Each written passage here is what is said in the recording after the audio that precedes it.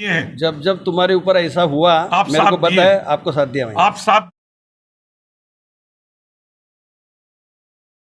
जब तक हमारे भाई है तब हम लोग तक हम सच्चाई आपके के साथ में हमेशा रहेंगे सर। और आपके साथ में किसी जो को नहीं अन्याय हुआ डरते। था हमें पता है, आपकी ही जीत हुई है, क्योंकि सत्य कुछ पल के लिए सूर्य के पीछे लग सकता है, बादलों के पीछे सूर्य छक सकता है, लेकिन कुछ क्षणों में वो बाहर आता ही है। जय बीआरएस। धन्यवाद। भारत के सभी राज्यों की खबर SNS न्यूज चैनल पर, खबर जो आपको रखे सबसे आगे। नमस्कार, मैं विशाल पटेल। खबर SNS टीवी में एक बार फिर से आपका स्वागत है। आइए रुक करते हैं महाराष्ट्र की कुछ खास खबरों की ओर। बता दें कि महाराष्ट्र के भंडारा जिले में विकास फाउंडेशन के राष्ट्रीय अध्यक्ष चरण भाऊ वाघमारे ने कल किसानों के साथ तहसील पे प्रदर्शन किया, जिन्होंने कहा कि महाराष्ट्र सरकार आम जनता से लेकर किसानों तक को सिर्फ झलावा दे रही है। उन्होंने पीएम मोदी के ऊपर भी कई तंज कसे। उन्होंने कहा कि पीएम नरेंद्र मोदी सीधे किसानों के साथ धोखा कर रहे हैं। उनका कहना यह भी था कि तेलंगाना मॉडल पर महाराष्ट्र सरकार किसानों के पक्ष में कार्य करे, तभी जाके सुंदरता बढ़ेगी, किसानों की आय बढ़ेगी। तो आइए दिखाते हैं सैयद जाफरी के साथ यह खास रिपोर्ट। भंडारा जिले के सहयोग से भारत राष्ट्र समिति और विकास फाउंडेशन की तरफ से किसानों, खेत मजदूरों और गरीबों के न्याय अधिकार के लिए उप विभागीय कार्यालय तुमसर में तारीख 16 अक्टूबर 2023 सोमवार प्रातः 11 बजे रामू जी औचट की दुकान, नया बस स्टॉप तुमसर से प्रस्थान कर बावनकर चौक, मुक्ताबाई स्कूल, सारंगा टॉकीज होते हुए तहसील कार्यालय तुमसर पहुंचेगी। चरण भाऊ वाघमारे ने कहा कि आज हमारे देश की आज़ादी के 75 वर्ष पूरे हो गए। इस महान भारत देश के हमारे महान खेतिहर मजदूर और गरीब सामान्य मेहनतकश नागरिक जो तकलीफ में है, वो अपनी ज़रूरतों के लिए सरकार पर निर्भर हैं। जैसे यह सरकार उन्हें महज भ्रम देकर उनके साथ खिलवाड़ कर रही है, हमारी स्थिति भी वैसी ही है। कब तक हम यह सहते रहेंगे?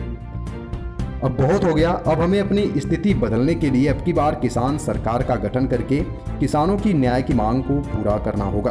भारत राष्ट्र समिति के विदर्भ नेता और पूर्व विधायक चरण भाऊ वाघमारे के नेतृत्व में 31 मांगों को लेकर आम लोगों की समस्याओं का तुरंत समाधान किया जाना चाहिए, अन्यथा पूरे जिले में प्रदर्शन किया जाएगा।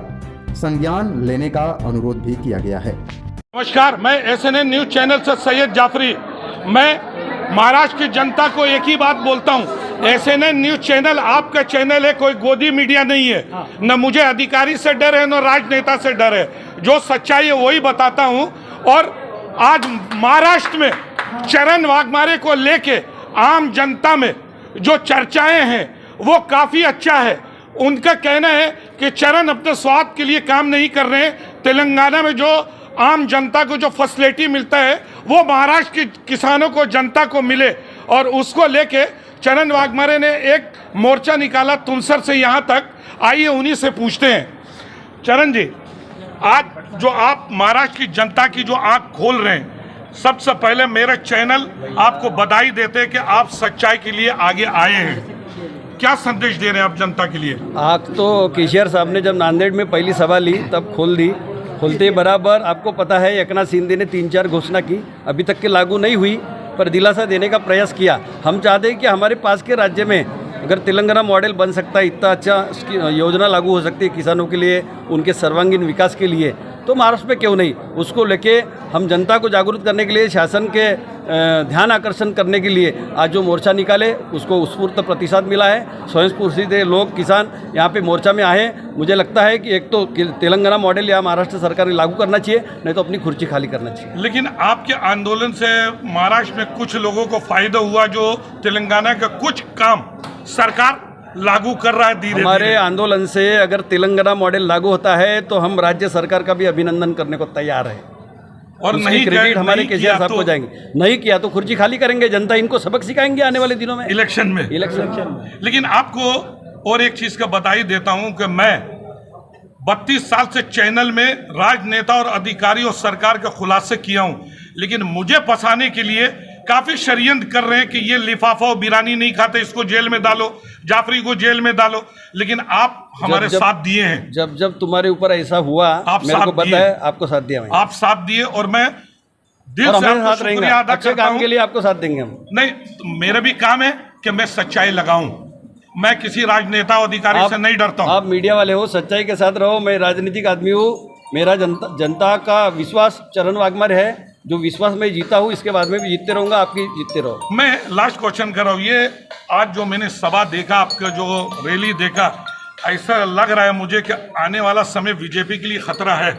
अब किसके लिए खतरा है मैं बता नहीं सकता, लेकिन हमारा फायदा है।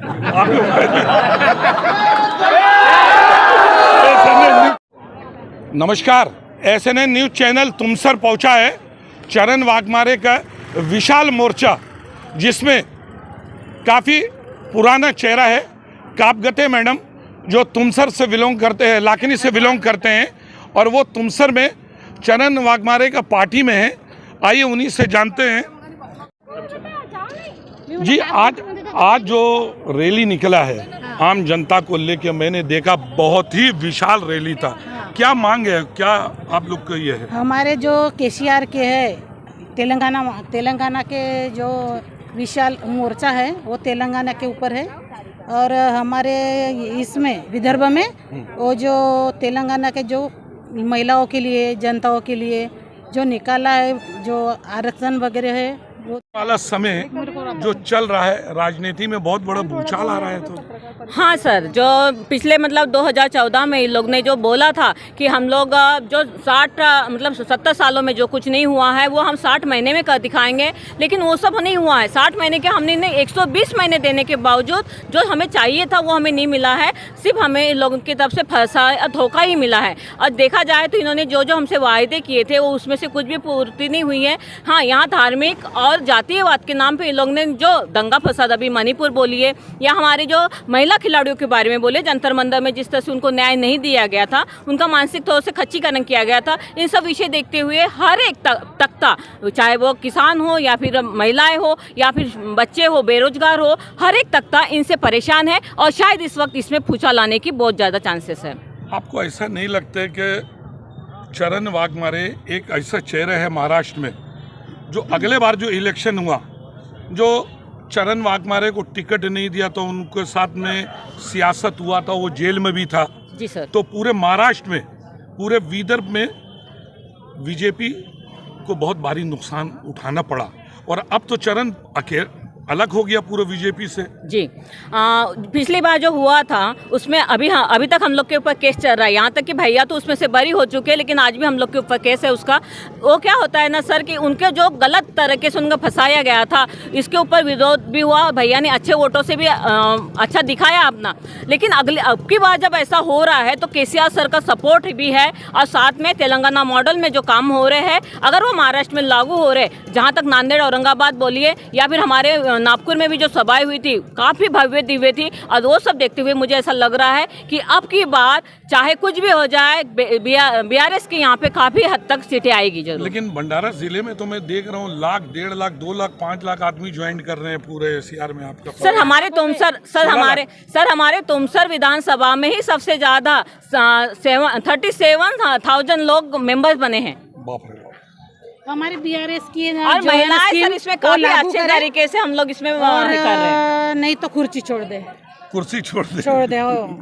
ये सरकार को भी कुर्सी छोड़नी पड़ेगी, बहुत कुछ हो गया। एसएनएन न्यूज चैनल आम जनता को एक बात चैनल के द्वारा बता रहा है कि जो आक्रोश महाराष्ट्र में नहीं पूरा देश में देखने को मिल रहा है, और मैं अपने चैनल में हमेशा मैं दिखाया हूँ कि सत्ता किसी का भी हो, आप रोजगार में बात कीजिए, एजुकेशन में बात कीजिए, विकास में बात कीजिए, किसानों को बात कीजिए, लेकिन ये टोपी, मुसलमान, मंदिर, हिंदू, ये सब से आम जनता के पेट भरता नहीं है।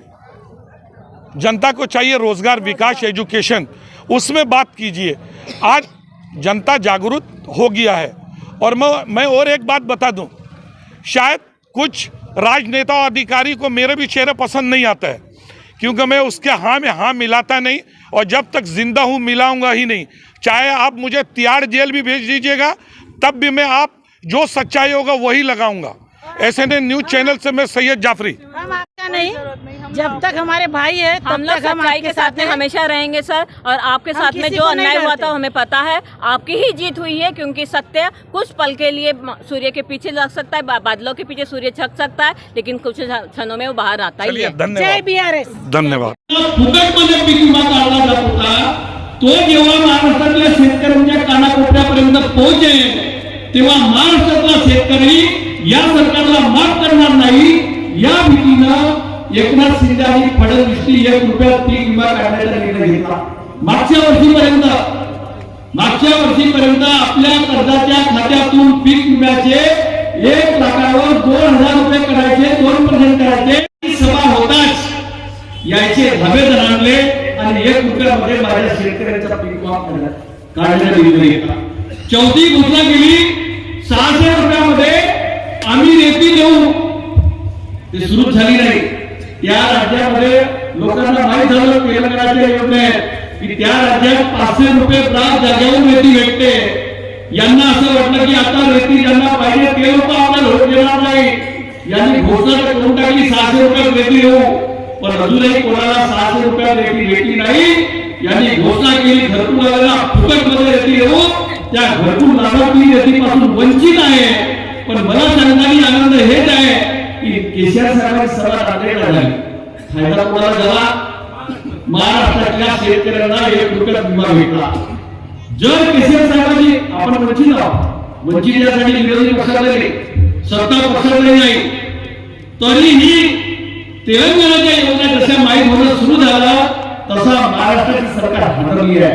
आता तुमचं मध्ये मोठा आहे मागण्या जवळपास कि महाराष्ट्र में केसीआर की जरूरत नहीं है, हम महाराष्ट्र संभालने के लिए सक्षम है। हे सांगत असताना दुसऱ्या दिवशी एकनाथ शिंदेनी 3 घोषणा केल्या। त्या 3 घोषणा कोणत्या? निराधारांना 1500 रुपये महिना लागू करू, त्या राज्यामध्ये 2000 रुपये महिना मिळते। जेव्हा इथल्या निराधारांना माहीत झाला की आता तेलंगणा राज्यात 2000 रुपये महिना निराधारांना संजय गांधीच्या लाभार्थ्यांना मिळतो, जनता इथली आपल्याला माफ करणार नाही, त्या भीतीनं एकनाथ शिंदेनी 1500 रुपयाची घोषणा केली। अपंगांसाठी त्या राज्यामध्ये आता 4000 रुपये महिना झाला। त्या नांदेडच्या सभेपर्यंत 3000 रुपये महिना होता, आपल्या राज्यामध्ये 1000 रुपये होता। यांना असं वाटलं शिंदेला की या राज्यातले अपंग आता आपल्या जेवढी देणार नाही, आणि म्हणून यांनी 1500ची घोषणा केली, अजूनही भेटले नाही। तिसरी घोषणा केली, ₹1